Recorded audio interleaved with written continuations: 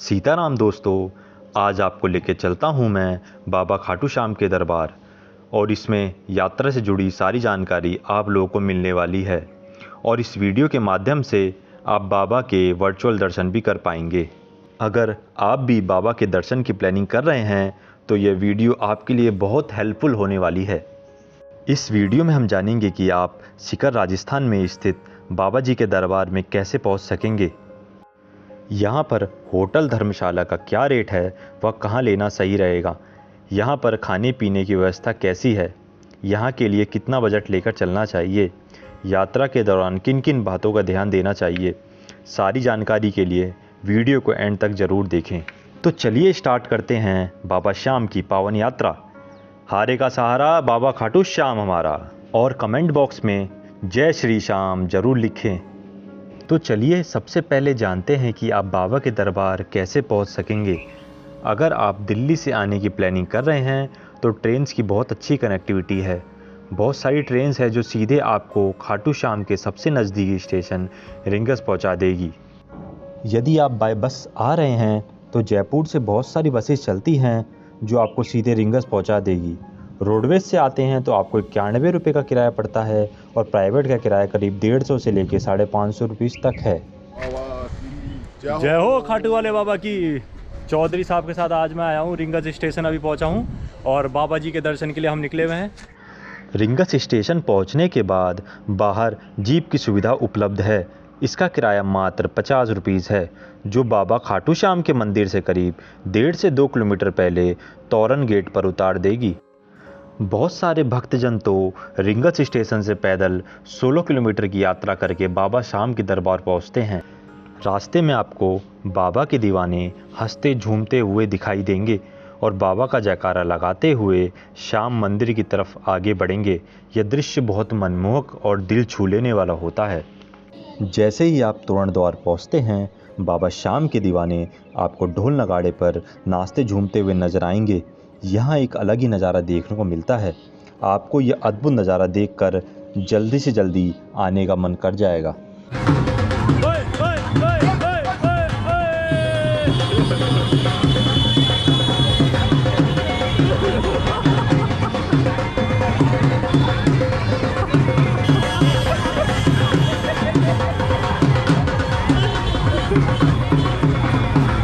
कितने का भाई गुलाब का फूल है?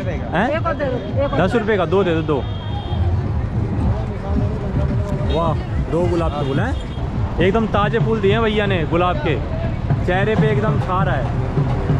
जय हो खाटू श्याम की जय हो।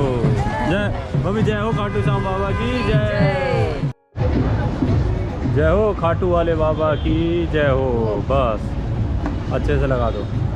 जय हो खाटू वाले बाबा की जय। चलो सही से लगा लो। मेरे नहीं बाबा दिखाओ। जय हो बाबा की, मेरे नहीं। श्याम बाबा के दर्शन करके चाहे तो आप सेम डे भी लौट सकते हैं या फिर आप स्टे करना चाहे तो काफ़ी अच्छे होटल्स और रेस्टोरेंट बने हुए हैं। धर्मशाला का एवरेज रेंट अराउंड 400 से 500 रुपये पड़ता है और होटल्स का एवरेज रेंट अराउंड 800 से 1000 रुपये पड़ता है। यहाँ पर रुकने पर आपको कोई दिक्कत नहीं आएगी। मंदिर जाते समय बहुत अच्छी मार्केट बनी हुई है। आप यहाँ से श्याम जी का झंडा, प्रसाद, गुलाब का फूल, फूल माला व इत्र ले सकते हैं और बाबा जी को भेंट चढ़ा सकते हैं। साथ ही अपने घर के लिए फ़ोटो मूर्ति भी ले जा सकते हैं।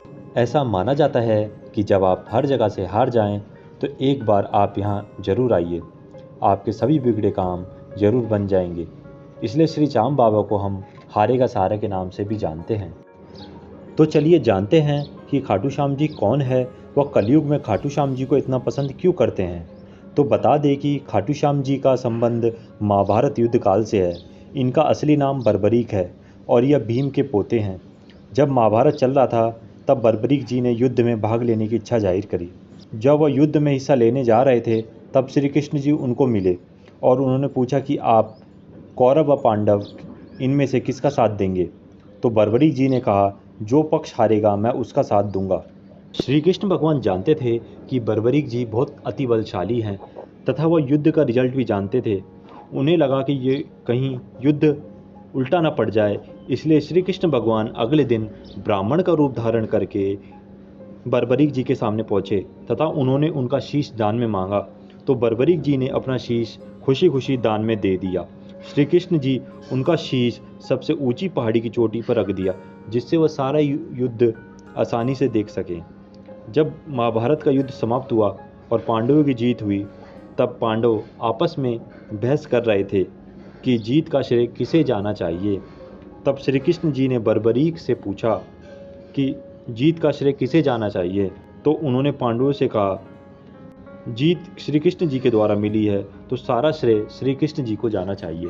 इससे श्री कृष्ण जी बहुत प्रसन्न हुए और उन्होंने वरदान दिया कि आप कलयुग में मेरे नाम से जाने जाओगे, यानी कि श्याम नाम से जाने जाओगे। जैसे कि आप जानते हैं, श्री कृष्ण भगवान का दूसरा नाम श्याम बाबा भी है, इसलिए आज कलयुग में हम खाटू श्याम को श्याम बाबा के नाम से जानते हैं। जब आप श्याम बाबा के दर्शन के लिए कतार में लगते हैं तो वहाँ काफ़ी भीड़ होती है, इसलिए रोज़ डिवाइड करी गई हैं, तो आपको वहाँ ध्यान देना है। तो आपको सबसे पहली वाली रो में लगना है, क्योंकि यहाँ से बाबा के सबसे नज़दीक से दर्शन प्राप्ति होती है। इसी से रिलेटेड एक कहानी और है। एक गांव में एक गाय रोज़ घास चरने जाती थी। चरने वाली जगह पर उसका सारा दूध ज़मीन के अंदर चला जाता था। जब गाय के मालिक ने इसका पता लगाने की कोशिश करी, पर उसे कुछ समझ नहीं आया, राजा को बताया। तब राजा कुछ सैनिकों के साथ उस जगह पर पहुंचा तथा उस जगह पर खुदाई करवाई, तो वहां पर सिर प्रकट हुआ तथा उस जगह को आज हम श्याम कुंड के नाम से जानते हैं। यह कुंड बहुत पवित्र है। ऐसी मान्यता है कि इसमें नहाने से स्किन से रिलेटेड सारी बीमारी खत्म हो जाती है। आप भी यहाँ आएँ तो स्नान अवश्य करके जाएं। खाटू श्याम नगरी में आपको खाने की कोई समस्या नहीं आने वाली है। यहाँ पर काफ़ी होटल्स ढाबे बने हुए हैं। आप अपनी सुविधा के हिसाब से क्वालिटी फूड ग्रहण कर सकते हैं। यदि आप खाने में प्याज लहसुन नहीं खाते हैं तो वो भी खाना उपलब्ध है। और अंत में बजट आपको कितना लेकर चलना चाहिए। यदि आप खाटू श्याम यात्रा एक ही दिन में करते हैं तो आपका खर्चा अराउंड 1000 से 1500 तक आ जाएगा, और यदि आप एक दिन स्टे करते हैं तो आपका खर्चा अराउंड 2500 से 3000 तक आ जाएगा। धन्यवाद।